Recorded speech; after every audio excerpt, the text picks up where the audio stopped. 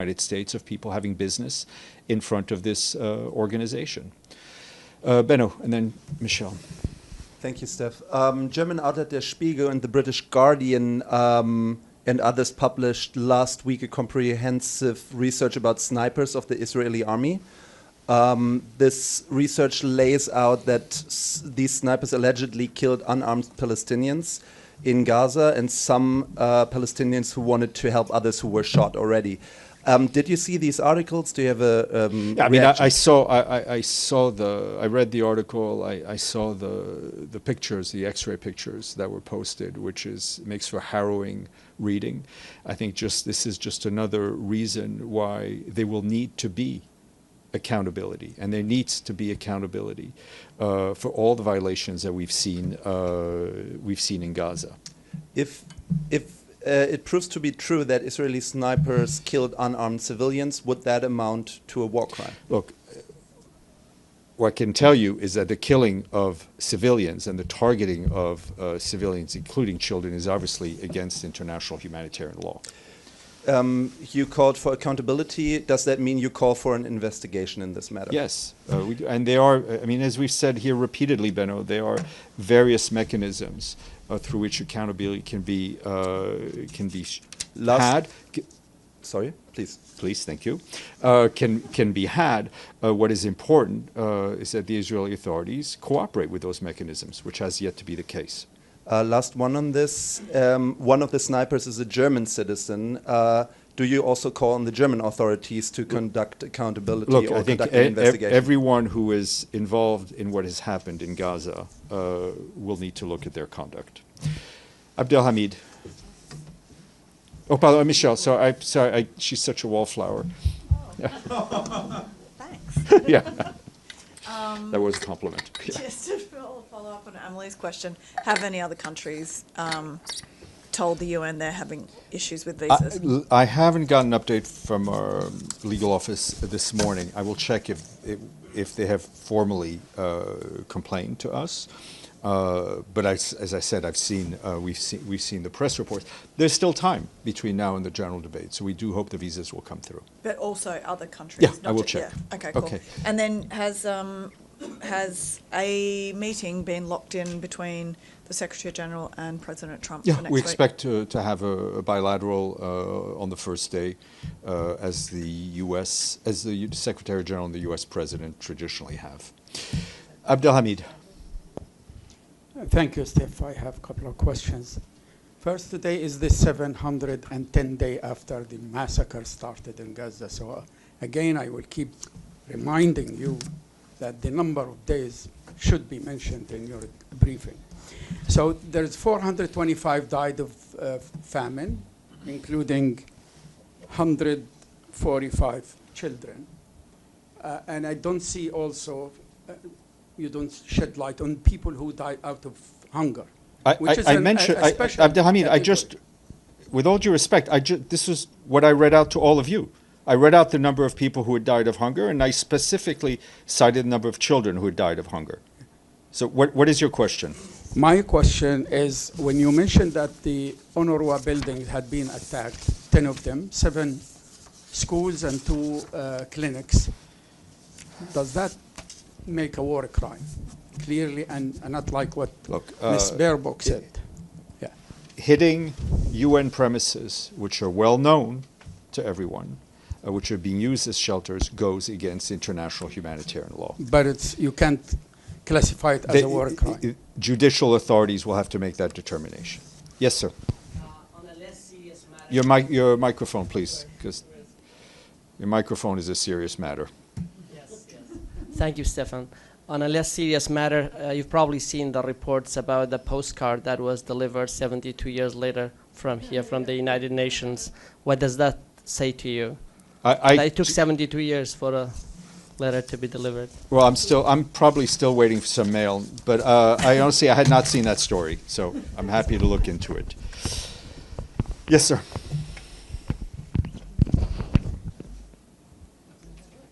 Thank you, Steph. Chinese officials said China and the United States have concluded. 1 second. Please, go ahead. China and the United States have concluded a 2-day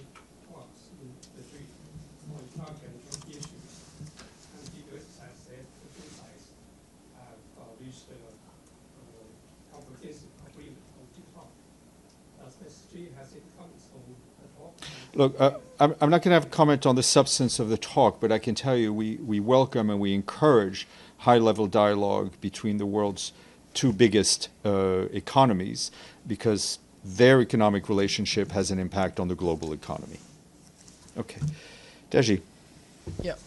First, a clarification. When you mentioned about the visa issue, has the Palestinian delegation complained or not to the UN? We've been in touch with them, yes. I mean, they have already. Well, we've been in touch with them, and we've raised their issue directly on the Palestinian issue in a number of meetings with the U.S. Government. What reaction? I mean, what response did you guys get? You would have to speak to the U.S. Okay. Okay. Alex, and then Colin. Thanks, Steph. Just a quick follow-up on Michelle's question. So you're expecting that the Secretary General will meet President Trump during the high-level week, right? That is correct. All right, thank you. Colin, and then. It's been so long, Colin. I know. Hi. So are there, you mentioned the question about the Palestinian delegation.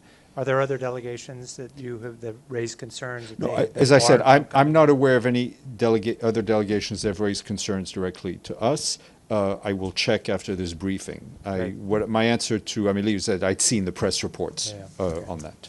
Okay. Yes, sir. No, 1 second. Thank you, Seth. Just I want to come back to the meeting between the Secretary General and President Trump. Can you share with us what are the topics that will be raised during this meeting? Issues of mutual concern? Sinan. Other than that?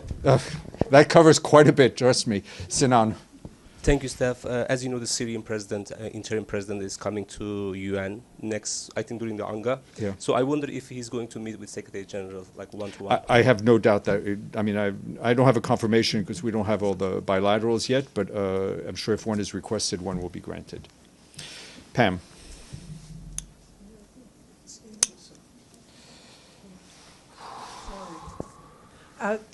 Any sense, ballpark figure of how many heads of state and government the SG will meet with on a bilateral basis? No, but we should have that before the week is over. Michelle, Beno, and Abdelhamid, then we'll go to our guest.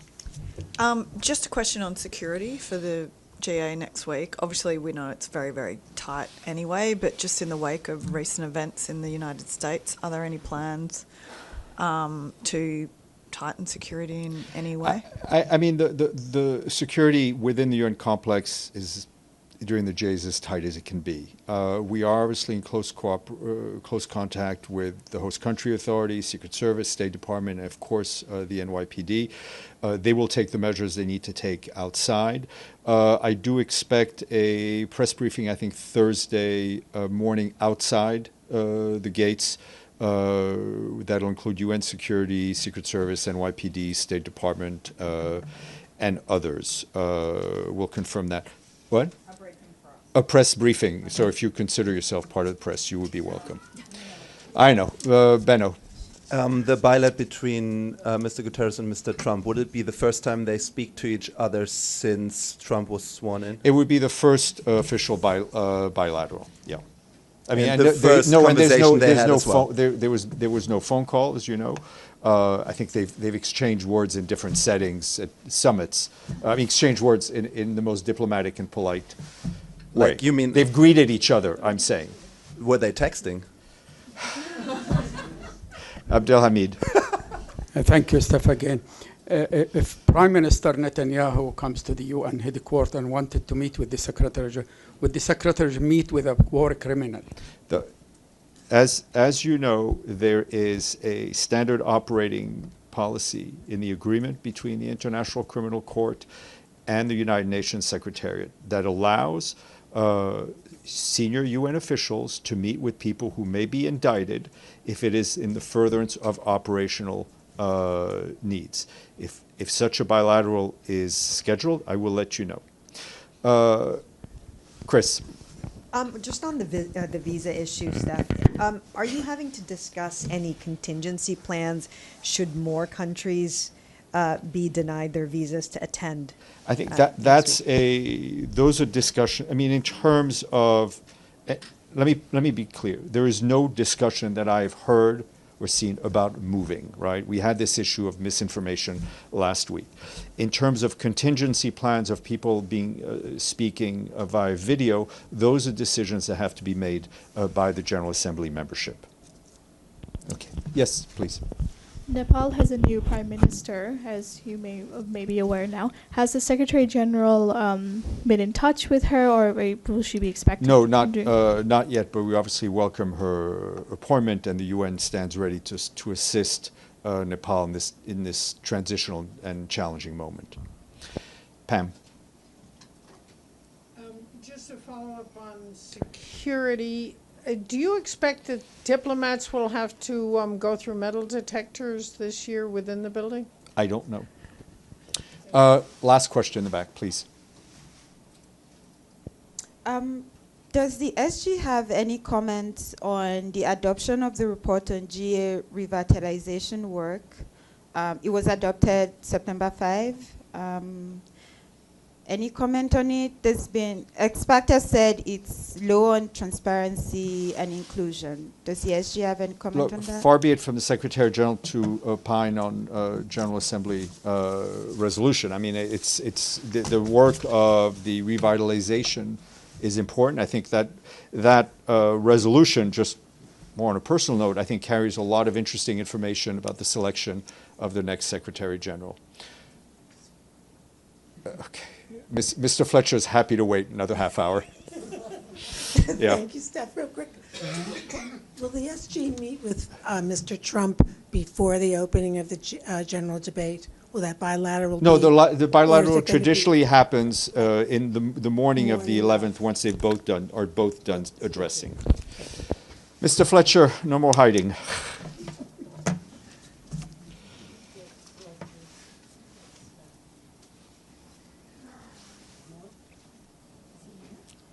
He's here. No. Tom, have you met these people? Exactly. Please, have a seat. Yeah. Please. Welcome. Thank you. Well, we're delighted to welcome back Tom Fletcher, our emergency coordinator, our Undersecretary General for Humanitarian Affairs. So without further ado, Tom, I will give you the floor, and then we'll take some questions. Terrific. And many thanks, Steph, for having me back, and colleagues for giving me some time today. I look forward to the questions. I'll try and be as brief as possible so we can get into the higher protein exchange I'm sure that we'll have ahead of us. I'll make just some general comments about where we are on particularly humanitarian reform, and as a sector, I can give you headlines on some of the major crises that are currently, and I assume will be in the future, crossing my desk, and then very happy to open up. So to start with High Level Week, for which obviously we're deep into the preparations, I think that maybe this is something that new people or newish people always say, but I think this is the most significant High Level Week that we've had for a long time, and really does define UN action going forward. We're in a situation now where there are many who would like to see the UN being weakened, which of course is a reckless act of self-harm. And so we have to push back against this crisis of finance, yes, but also these challenges to our legitimacy and to our confidence. And as the SG has been leading with the UN80 process, there's a sense that change is essential right now, but we're not changing in benign waters. We're changing in the midst of a storm around us. And so what we've realized on the humanitarian side is that we need to grieve for what will go and what has gone. We need to fight for what must be saved, and we must imagine what we can be in the future. And I know that you'll be hearing more on that from the SG in the period to come. For the humanitarian part of this process, as we discussed last time I was here, we are facing this perfect storm. Underfunded, overstretched, under attack. The underfunded bit of it has, if anything, got worse since I was last here. So we've only been funded 19% of what we need, 19, just to be clear, which is a 40% drop on where we were last year. Devastating. Makes it an age of indifference. And as you know, those funding cuts have already meant that we have hyper prioritized our planning in order to target saving 114 million lives, which would cost $29 billion. Just to put that in perspective, that $29 billion is 1% of what the world will spend on defense this year. So what does that mean about the collective priorities? We're overstretched, as you've heard me say before, but just to update the evidence for that, millions now going without essential food, healthcare and protection. Programs to shield particularly women and girls have been slashed. Hundreds of aid organizations across this community have been shut down. The sector as a whole, I would estimate, has shrunk already by a third, even since I took over 10 months ago. It wasn't something I was planning to be saying. And if you listen, as I do, to our leading agencies, UNICEF, an extra 6 million kids are likely to be out of school. WFP are saying they can only reach 1 million of the 3 million Afghans who currently need food. UNHCR are saying that 11 million refugees may no longer get the help that they need. And, as Steph often reminds us, we're under attack. Last year, 380 plus aid workers killed, highest ever, 270 already this year. It's a record that I fear will break again. And that violence against us, and I'll come on to Yemen, for example, and of course, OPT, Gaza, is somehow being normalized. It's an age of impunity. And so a question that I wish was asked more is, where are these weapons coming from that are killing us and those we serve? They don't come out of nowhere. So what do we do? Well, for the UN, I think, but for the humanitarian sector, as we've done, the parameters are, firstly, reform, get the barnacles off the boat, if that's not too English an expression, dealing with the unnecessary layers and processes, duplication and dead weight, then regroup. We've got to build these fresh coalitions around those who really do need what we stand for, those at greatest risk of climate crisis and of conflict and of humanitarian catastrophe, those who most lose out in a strongman world. And then renew. And again, I know the SG will be setting out more ideas on this in the coming period.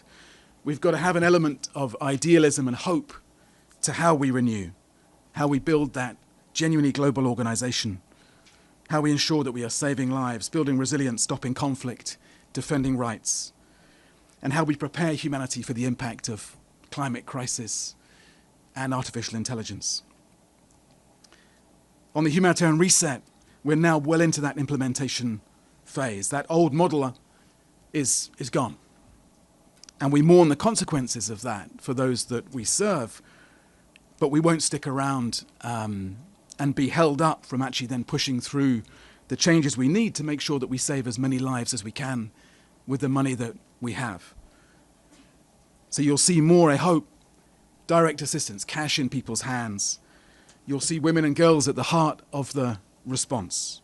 Simpler, faster appeals, more local leadership, more responsibility and power closer to the communities that we serve. You'll see us scaling up our pooled funds so that the majority of resources reach local organizations. And you'll see us launching the foundations, laying the foundations for that more radical renewal of the humanitarian mission by 2030. Greener, more anticipatory, more preventive, more efficient, more local. I'll be very brief on the headline country crises, because I know that you'll want to dive deeper into those.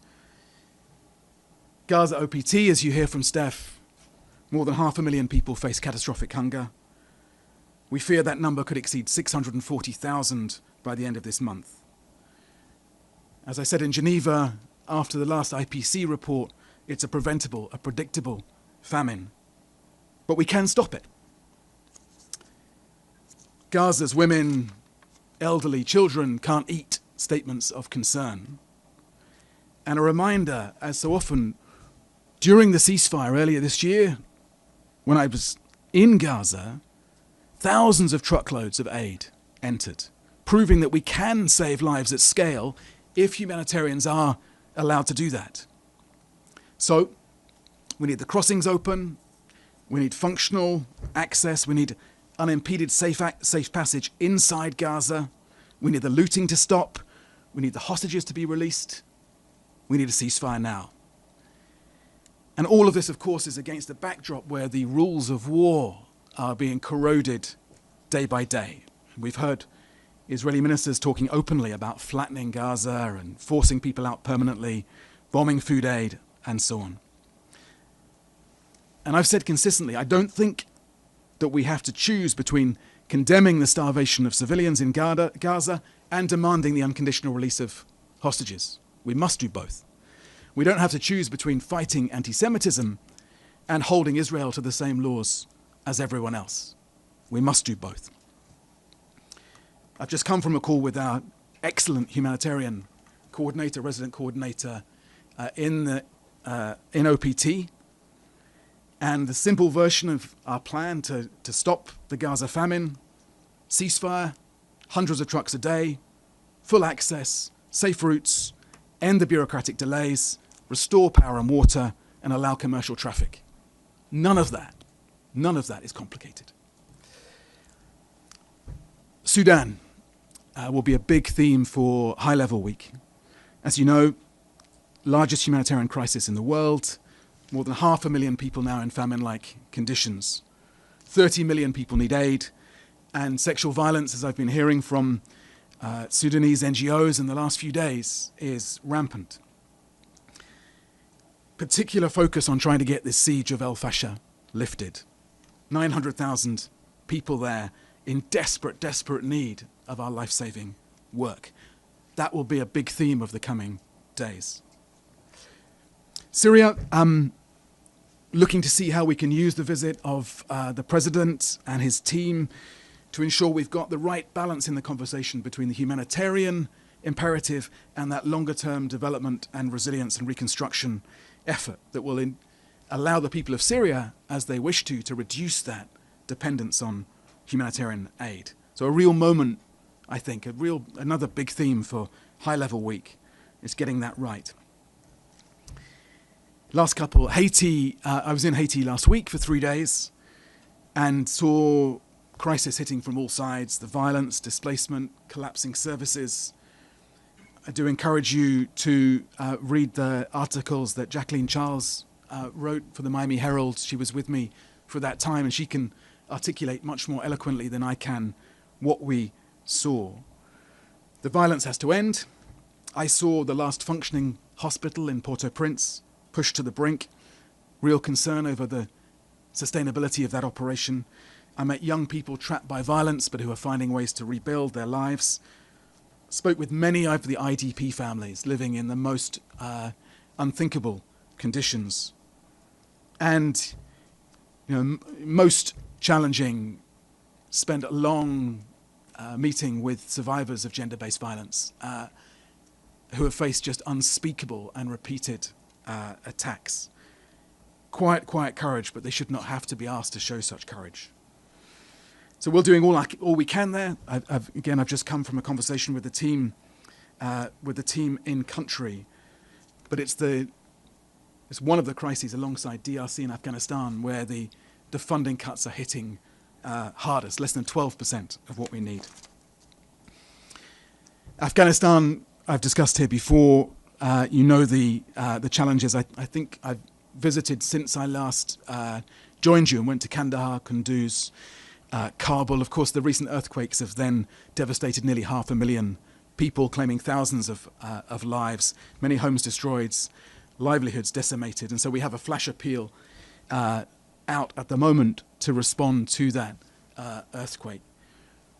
If I can just add, and it may come up later, our female humanitarian workers and the women that we're working with in country are absolutely indispensable to the humanitarian response in Afghanistan. And it is intolerable that they're coming under further pressure, further challenges in the work they are doing. We cannot do our work without them. Finally, Yemen, where again there's been a huge focus in the last 2 weeks really, since those additional detentions of our staff. I've just told the Security Council that it's intolerable that at a time of funding cuts, when we're already facing security threats, that those who are trying to save lives in Yemen are being detained and challenged in this way. Utterly unacceptable, as the SG has said. And I echo, of course, his call for their immediate, unconditional release. Shall I stop there, Steph? Is that too much? Well, it's too late now. No, it's not too much. Sorry. Edie. Mr. Fletcher, thank you very much on behalf of the United Nations Correspondents Association for doing this briefing. My name is Edith Lederer from the Associated Press. A couple of follow-ups to what you've just said. You started out saying that this is the most significant high-level week, and that there were people threatening to see the UN being weakened. Can you tell us what countries, what people, who you see as those people actually trying to destroy the United Nations? Secondly, you said that the humanitarian overall appeal this year was only 19% funded. Could you give us the figure for this year and for last year? And third, one of the big issues is donors. Do you see other countries stepping up to fill in the gap left by the huge cuts in funding from the United States? Thank you. Please go ahead, Tom. So I'll let you speculate on who I might be thinking of in terms of this challenge to how the UN operates. Let me say that one thing that struck me in the short time I've been in the job is the amount of support, actually increasingly loud support for what we stand for. And lots of member states stepping forward and saying this isn't an organization that is owned by the big powers, owned by the post-45 Security Council. It's an organization that does belong to all of us and, of course, belongs to our citizens as well. And so I think you're hearing a lot more pushback there against the notion of a sort of strongman, transactional, survival of the fittest world.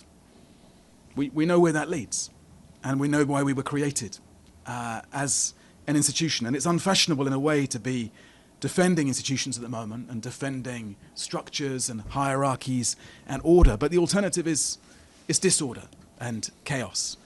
So we know very clearly why we're here, and we know what we need to be fighting for. On the numbers, so to date this year, 19% received. That's $8.7 billion out of the $45.5 billion requested in the Global Humanitarian Overview that I launched back in December. So that's a 40% drop on last year. I don't have the number for last year, but as Steph will probably tell you, you can probably do the maths from there. You see, I do read all the transcripts, Steph. I'm trying to learn from the master. Remind me. Donors. Donors. Well, this is an important point. I think we've recognized as the humanitarian community that the US was footing too high a proportion of the bill. Now, I don't want to see any of that money cut because it has an impact on our life-saving work, but maybe we were over-reliant whatever it was, 40 to 50% on that donor. And of course, that US money has saved hundreds of millions of lives over a long period. And so I think it's right that we try to share that burden around more fairly. It's obviously a message that we hear loud and clear from the new administration. I've heard it again in the last couple of days. Thank you. Bisan? Thank you very much. Bisan Abukwik with Al Jazeera Arabic. I just want to go back to something that you just said about the attacks against humanitarians and the violence against them, and on Gaza in particular. And you're saying it has become normalized in the age of impunity. And you're asking the question that you would want to hear, where are the arms coming from? On Gaza in particular, where scores of humanitarians have been killed, are you implying that more pressure should be applied on countries for an arms embargo or stop the arming Israel? This is one question. And my second question is, back in May at the Security Council, you called on Security Council members to act decisively to prevent a genocide. You were criticized for using the word genocide, but since then, the International Association of Genocide Scholars have concluded that Israel is committing a genocide in Gaza. Do you feel vindicated at this point? So in terms of the attacks on humanitarians, and think of Gaza, of course, in that context, that's where the majority have been, but we've seen it also in recent weeks in Ukraine, where we've lost NGO colleagues. I've mentioned Yemen, Haiti. In all of these crises, we're facing increasing risks. And those weapons are not coming from nowhere, as I say. The weapons that are killing us, our people, who are going out towards the sound of gunfire in order to try and save lives. And so I do want more of a conversation about not just the legal obstacles that should be put in front of the attacks on us, the sort of sense of impunity, but also physically the damage that's being done to us and to those we serve. Now, I don't know about arms embargoes and those other questions there for the political colleagues, but I don't want my people, our people, to be killed. That goes for the courageous humanitarian workers and those we serve. And they're being killed in increasingly sophisticated ways. That is one of the really alarming things, even in 10 months in this job. Increasing use of lethal autonomous weapons, drones and so on, which are then targeting our installations and our people. And Steph has already talked about, even in the last couple of days, implications of that for some of our properties in Gaza. On those issues that I raised in that Security Council briefing back in May, it's not about me being vindicated or anything else. I think everyone, people are speaking out clearly in public on what needs to change, what we're seeing. It's not for me, again, to get into the legal minutiae of all of this, but we need a ceasefire. We need this to stop. And we must continue to speak out boldly to that effect.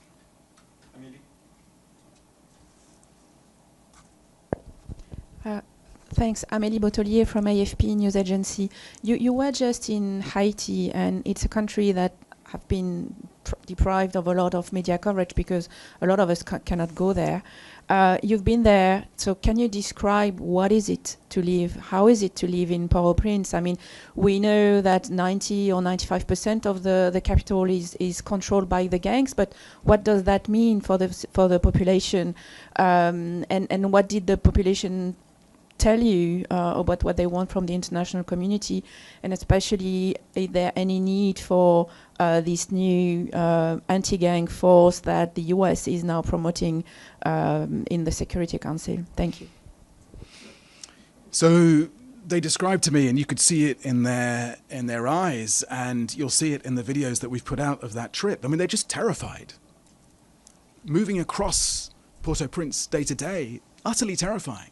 Going through those checkpoints where you can be abducted, shaken down for money, taken hostage. It's utterly, the Center for Therapeutic Support to Victims of Sexual Violence that I visited at the end of the trip.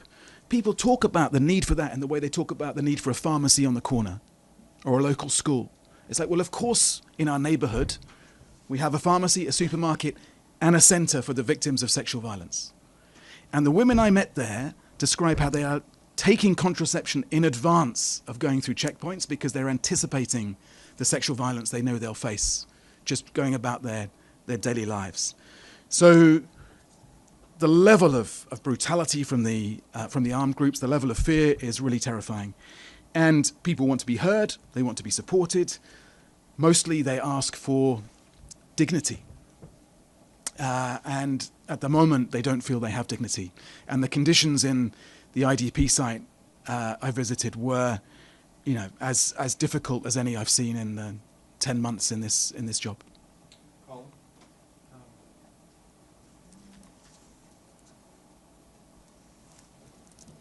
Thank you. Colin Lynch from DevX News.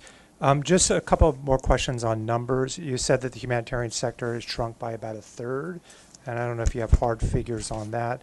Also, if you could just give us some sense of the scale of staff budget cuts in OCHA specifically, and what that, both in terms of staff and funding this year. And then finally, if you just can give us some sense, you talk about this being the most important UNGA in many years. For someone like you who's advocating for humanitarian issues, what do you do during the week? Who do you meet with? What are you asking for? And, given the climate, is there really, do you have much hope that you're going to come out of this with a better, financial picture than you have now? One other thing, just on the question you brought up about weapons, I don't see why the UN couldn't collect sort of forensic evidence of weaponry that's used in the battle and bring, it's the sort of thing that the panel of experts uses all the time to draw attention to what weapons are being used. Thanks. Sorry, go on. Many thanks, Colin. So that figure of about a third is across the whole, the sector as a whole. So that was drawn from the meeting that we had, the last IASC principals meeting back in June. I think the worst of those cuts have actually fallen on local and national NGOs, many of which are dependent on those shorter term funding contracts. But you're seeing that equally across the big international NGOs as well, and of course across the UN humanitarian family. We have, as part of the SG's UN 80 initiative, we have a humanitarian cluster of 5 of those agencies, and across that cluster we're probably at about sort of 30% to a third reductions over time. So it's an enormous amount to be taking out of the formal sector. In OCHA itself, we're going through very, very tough choices right now. We've restructured, but we're losing 20 to 25% of our staff across OCHA. And these are people who are utterly committed humanitarians, who are vital to the coordination effort, but who we cannot afford to hold on to in this new funding context. The week itself, I'll tell you in a week and a half what it was like. Speed dating. Anyone who says it's the city that never sleeps probably hasn't been here during high-level week. They might have been here during some other weeks. So it's full on. I can't remember, someone may hold up a number at the back, how many bilaterals I have, but I have an immense number of bilaterals with ministers, development colleagues, heads of government, and so on. I join many of the SG's meetings where there is a humanitarian dimension. We have side events, sort of breakfast, lunch, and dinner. So I'll be eating for the United Nations over that, over the course of the week. So immense amounts on, trying to keep the focus, as you say, on these humanitarian crises that we're dealing with, trying to make sure that they're getting the space that they deserve on everyone's calendars, and as you rightly say, and it comes back to Edie's point, trying to see if we can broaden out that wider member state and donor support for what we do. So talking not just to our established donors, but to potential and emerging donors. Not everyone is reducing their funding right now. Michelle, then Thank you. Michelle Nichols from Reuters. Sorry, just another follow-on. When you talk about the sector shrinking as a third, would you solely attribute that to the US cuts? And then you were talking about it, the opportunity to reform humanitarian work, and you mentioned sort of cutting some dead weight. What does dead weight in the humanitarian sector look like? And then thirdly, sorry, just everyone else got lots of questions, so I'll go for a third. There seems to have been a bit of a truce between the UN and the GHF in Gaza. What's happening there? Have there been any further discussions between the UN and GHF? Has the GHF sort of changed in any way that might convince the UN to work with them at all, or is the stats still the same? Thank you. Great. So the US cuts are obviously the biggest proportion of the funding cuts that we faced, but it's not just the US that has signalled it's cutting back. Several other bilateral donors are in a similar position, proportionally, actually. So it's a wider challenge to us.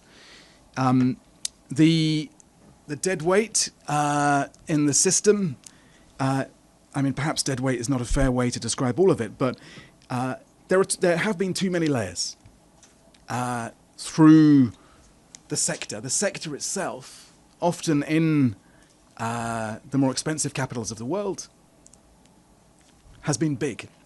And I think it's that model which is now being changed.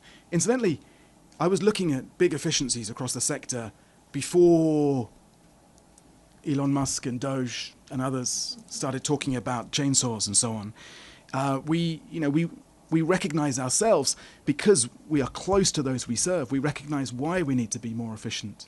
And so across, for example, the IASC, and some of you like Colin will know this stuff inside out, we are reducing the number of clusters by almost half, these different sectoral clusters, to organize the sector. We're reducing the number of in-person meetings. We're reducing the number of layers.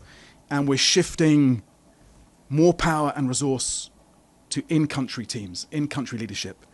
And so I've been talking about the 4 Ds: define more clearly the 114 million lives that we can save, devolve more power to leadership in country and to local communities, deliver much more effectively, and that brings in the ways in which we can use innovation and technology, as well as taking out bureaucracy and inertia from the system. And then the 4th D is defend, and being full-throated in our unequivocal defense of the values that underpin this work and the people we serve. Thank you, Mr. Fletcher. Abdul Hamid Sayam. You're right. You're right. You're right. I think I've spoken. That wasn't a deliberate. No, you've heard me at length in Security Council and elsewhere. We believe in the importance of principled, neutral delivery of humanitarian aid in line with humanitarian principles. And we're not in a conversation. Yes, now and again you hear that we're in a conversation about putting UN supplies through GHF or other mechanisms like it, and that's not a conversation that we've been having. Thank you, sir. Abdul Hamid Sayam from the Arabic daily Al-Quds Al-Arabi. I want to go back to the same question posed by my colleague Bisan. I didn't find the answer convincing. On May 13th, sir, you mentioned the word genocide. From that day on, because you were strongly criticized, the Israeli ambassador asked you to apologize for it. You never went back to the same term. Same thing with the Secretary General when he mentioned that October 7 did not come from vacuum, and he was criticized. He never went back to that same term. Now, from August 11 until today, 11,000 buildings were destroyed, building and residential building, towers and residential building. There is over 9,000, sir, in detention. Some of them never been tried. So, over 400 children. And never mentioned in your briefing about these unfairly detained. Only you mentioned the 20 hostages, which is, I agree. They should be released with no condition. but at least mention the thousands and thousands of Palestinians, including doctors, including humanitarian workers who are in detention. I think you know about the doctor who been detained. So my question, why you don't say it the way it is? Are people terrified of Israel? Not to say the truth and what's going on? Thank you. Hamid, I mean, I don't think I've been terrified of Israel. I don't think I've been terrified of speaking out. You cite, as Hassan did, you know, that May 13 statement and others I've made in the Security Council. You can Google all my interviews. You know, I'm talking about this issue consistently, and I'm not rowing back. I didn't pull back from those comments. I stand by every word I said in that Security Council briefing and the subsequent Security Council briefings. You know, obviously I could come here when we've got more time and do a full briefing just on OPT, but I was trying to cover the range of crises that we're dealing with. But, you know, and Steph every day does this in great detail. We're not resiling from telling you what we see. We feel it's our duty to bear testimony to what we're seeing.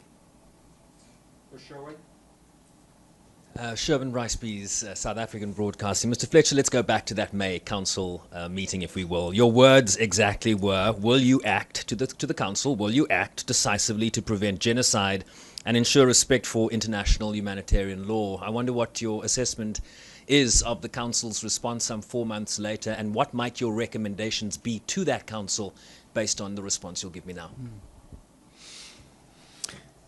It's a good question, and it's a fair question. I think it's a question best directed, dare I say it, to the council members themselves in the way that I was directing it to them.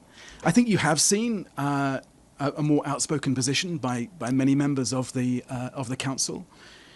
Stronger pressure for our humanitarian access, stronger pressure for a ceasefire. You've seen that in public and private from many of them. And some of that is having an effect around the margins. We are getting a little bit more aid in than we were getting in, a bit of an uptick, but it's still completely insufficient for what is needed, which is why I set out those steps that we need to see in order to prevent the famine and to ensure that we can reach people at scale. So, work in progress, I think, is the short version of that answer. Chris Reyes with the Canadian Broadcasting Corporation. Thank you for this briefing. Mr. Fletcher, as we head into what you call a highly consequential, high-level week, can you reflect on what you believe to be the causes of the erosion of trust and confidence in this institution? Wow. I mean, I used to write books and give lectures on that, so I'll try and keep it short.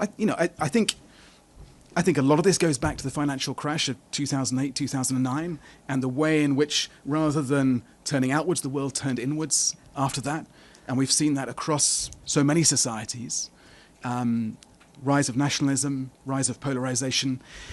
I think there's a second huge cause, which is growing inequality and a frustration that many people feel, understandably, that the system, as a collective, beyond the UN, but the international system, has not gone far enough to address that. And I think it also comes down to this more sort of existential fear we all increasingly have about the impacts of climate change, about what all this technological change around us will mean for the world in which we live in. And people are anxious to see collective responses to that. Now, at a more tactical level, you can point to the sometimes paralysis in the Security Council, which has made it much, much harder to act in a bold enough way.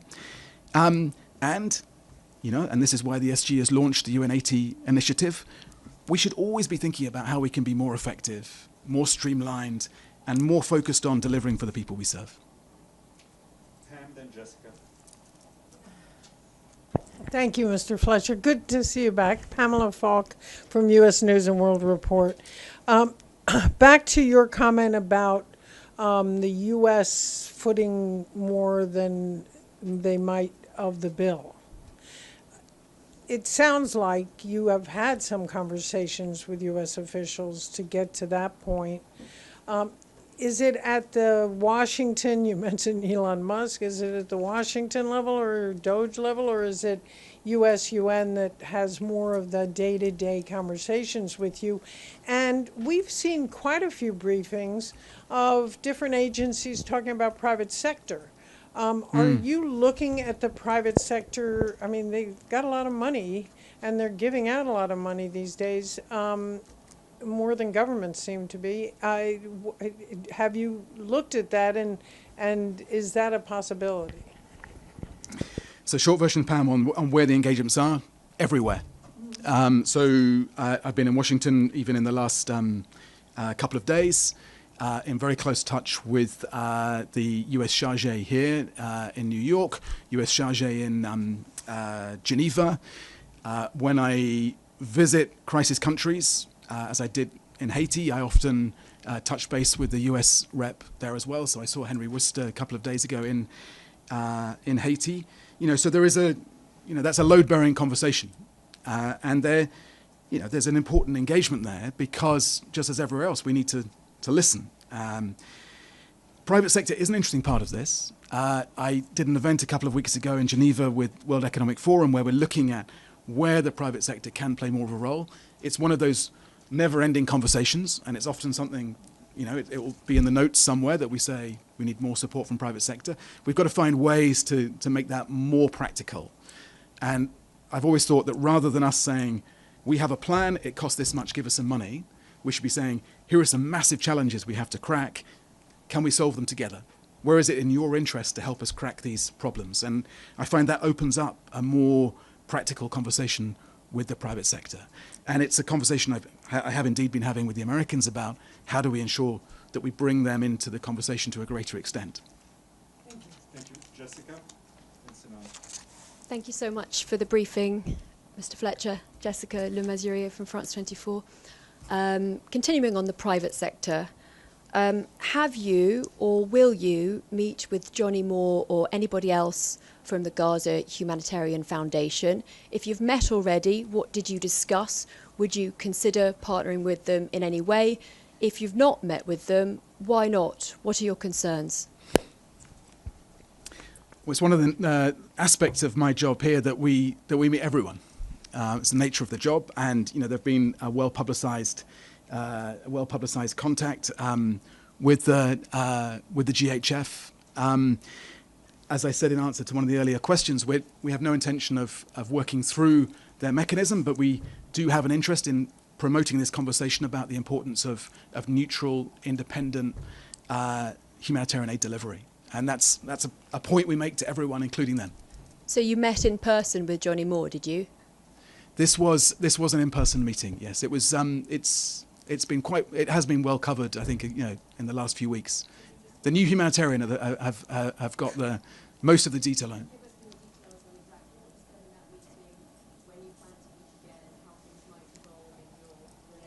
If there would be any partnership. So as I say, we're not putting UN impartial aid through the mechanism.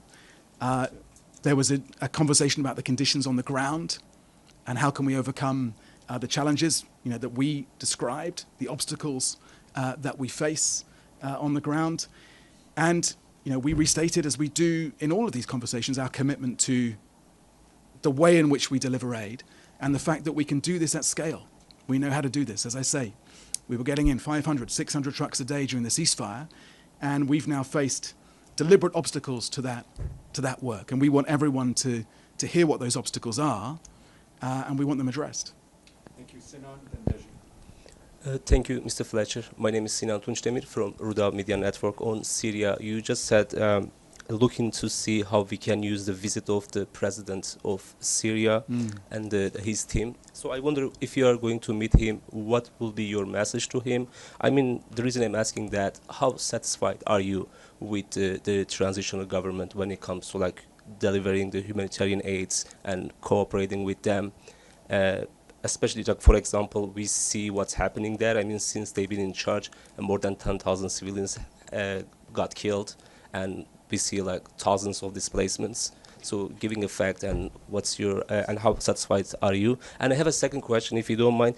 Do you or your team has any specific plan for Afrin city, which is the northwest Syria, since the Turkish military operation, more close to like 100,000 people displaced, and now the families are trying to go back to their home, but they can't find their home because there are settlers, even they can't find their olive trees. And do you have any specific plan for Afrin city? Thank you very much. So we want access everywhere in Syria as elsewhere.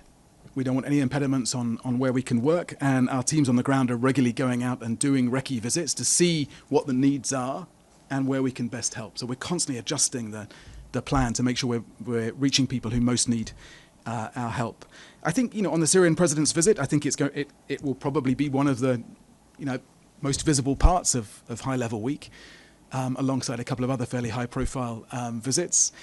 I think from the humanitarian perspective, we share with the Syrian authorities this desire to move from being dependent on humanitarian support to that more resilient development model.